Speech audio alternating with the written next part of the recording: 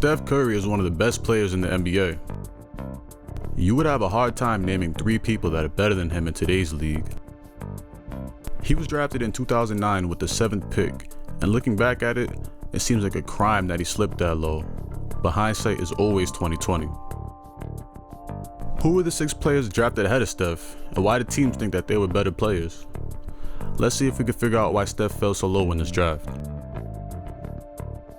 Steph Curry played his college basketball years at Davidson College, which was a mid-major school in North Carolina that wasn't known for their basketball program. In 2008, when Steph was a sophomore, he carried the Davidson Wildcats to the Elite 8, which is the furthest that the team has ever been, and he averaged 32 points per game in the tournament before finally falling to the eventual champions, the Kansas Jayhawks.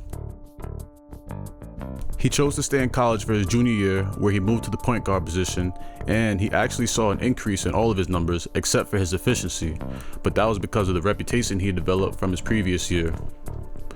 He was seeing double and triple teams for the whole year, and even some box and 1 defenses. The summer of '09 comes, and Steph entered his name into the draft, and here's where things got interesting. Going into the draft, teams and scouts were unsure of what position Curry would play, saying that he was a shooting guard trapped in a point guard's body. He was drawing comparisons to Mike Bibby and Jason Terry, with some scouts even thinking that those comparisons were a little too generous, which, hearing now, sounds like the worst take ever. With the first pick in the 2009 NBA Draft, the Los Angeles Clippers select Blake Griffin. So Blake Griffin was selected first by the Clippers. During the whole 2010s, the Clippers were one of the perennial teams in the NBA, but prior to that, they were the laughingstock of the league, consistently drafting in the lottery. The Clippers needed to turn the franchise around, and they had a need to make their team more popular and to sell more tickets. So in this situation, there was no better pick to make than the high-flying 6'10" power forward out of Oklahoma, Blake Griffin, who just won the College Basketball Player of the Year. They also already had 5 point guards on their roster, including veteran 2-time All-Star Baron Davis, so drafting another point guard, who we weren't even sure would be able to play the point guard, was out of the question. With the second pick in the 2009 NBA Draft, the Memphis Grizzlies select Hasheem Thabeet from Dar es Salaam. Hasheem Thabeet went second after his junior season at UConn.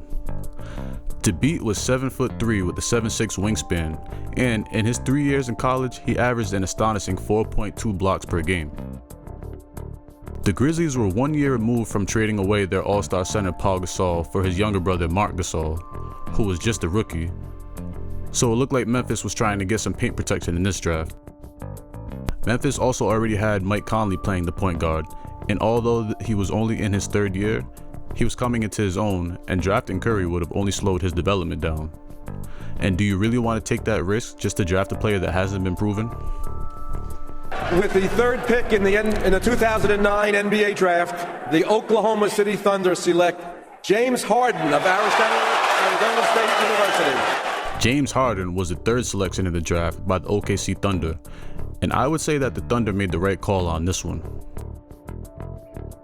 Harden came out his sophomore year, which was surprising because he had a great freshman season, averaging 17, but the decision turned out to be a good one, averaging 20 in his sophomore year and climbing way up on the draft boards.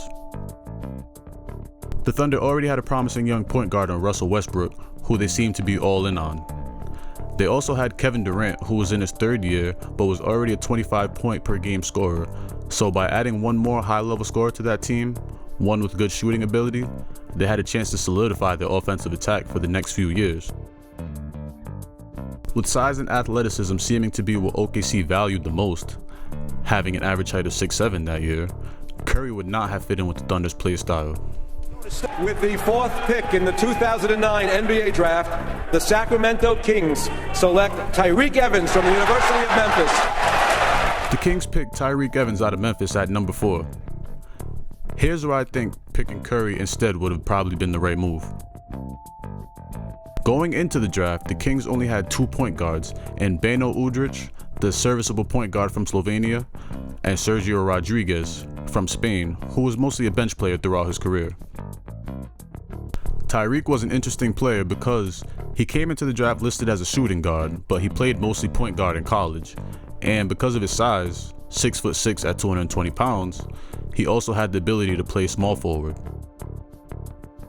Aside from being a great slasher and playmaker, Tyreek was also a great rebounder at his position.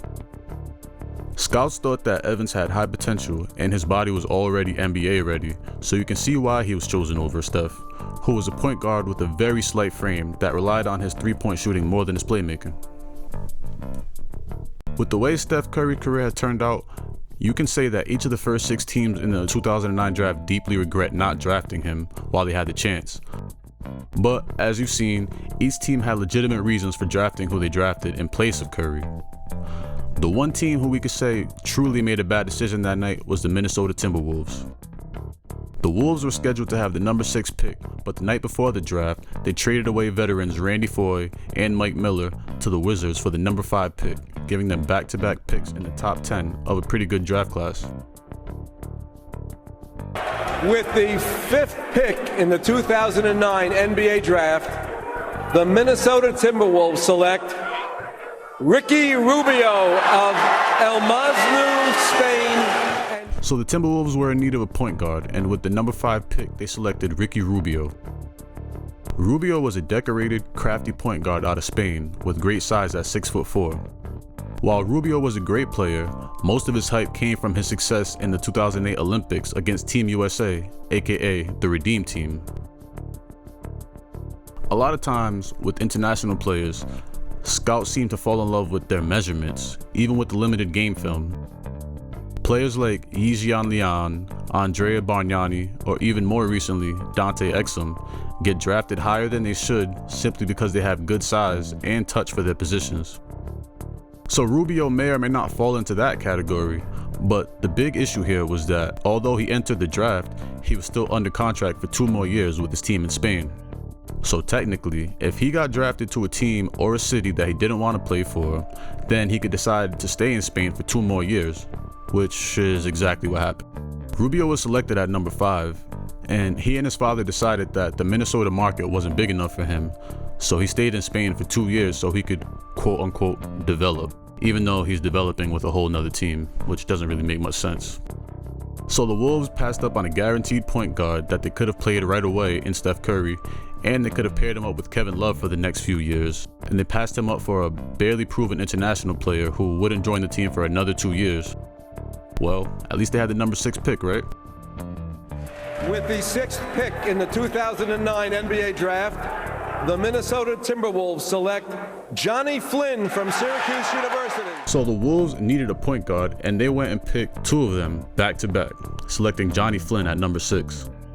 I blame one person for Flynn getting picked over Curry, and that's Derrick Rose.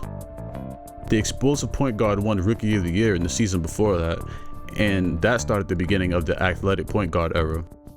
Johnny Flynn had a 40-inch maximum vertical jump, which was the highest in his class, and he was also lightning quick, so the physical advantages were there. Curry had better numbers in his final year in college than Flynn, but Flynn played for a stacked team against much better competition, so I could see where the scouts thought that he might be a better pick than Curry.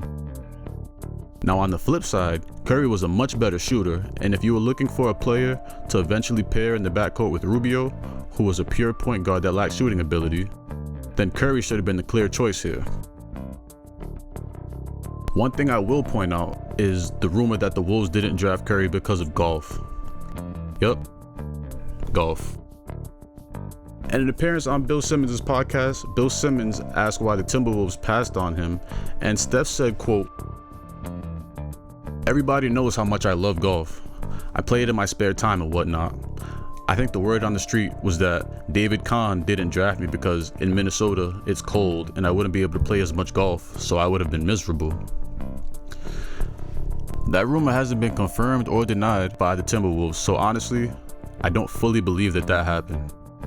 I would hope that an NBA GM wouldn't be that irresponsible in making a decision like that, but I've heard worse. So of the 6 players selected before Steph, 3 of them are no longer in the league. Hasheem Thabeet played 5 seasons but was unable to find his way in the league, failing to develop any type of offensive game. Tyreke Evans was a very solid player, but his best season was his rookie season, where he averaged 20 points, 5 rebounds, and 5 assists a game. He last played for Indiana in 2019 before being suspended by the NBA for violating the league's drug policy. He became eligible for reinstatement in May of 2021, but as of now, he's still not on an NBA team. Johnny Flynn had a solid rookie year, but fell off after that, being hampered by injuries and then heading overseas in 2012. Blake Griffin and James Harden managed to carve out great careers for themselves, but none have an effect on their team or on the game of basketball, like Steph Curry. As I said earlier, hindsight is 2020. Looking at it now, Curry is for sure the best player to come out of that draft class, and getting him at number 7 was definitely a steal for the Warriors, but it wasn't due to bad scouting on the other team's parts. You can make the argument that each team that drafted ahead of the Warriors in 2009 made the right pick at the time. One major factor that contributes to whether a draft prospect pans out or not is the team that they get drafted to. If Curry was drafted to the Timberwolves, would he be the same Steph Curry that we know today? I guess we'll never know. Comment down below, guys, and don't forget to subscribe. There's a few videos ready to drop. Until next time, this is Court Vision.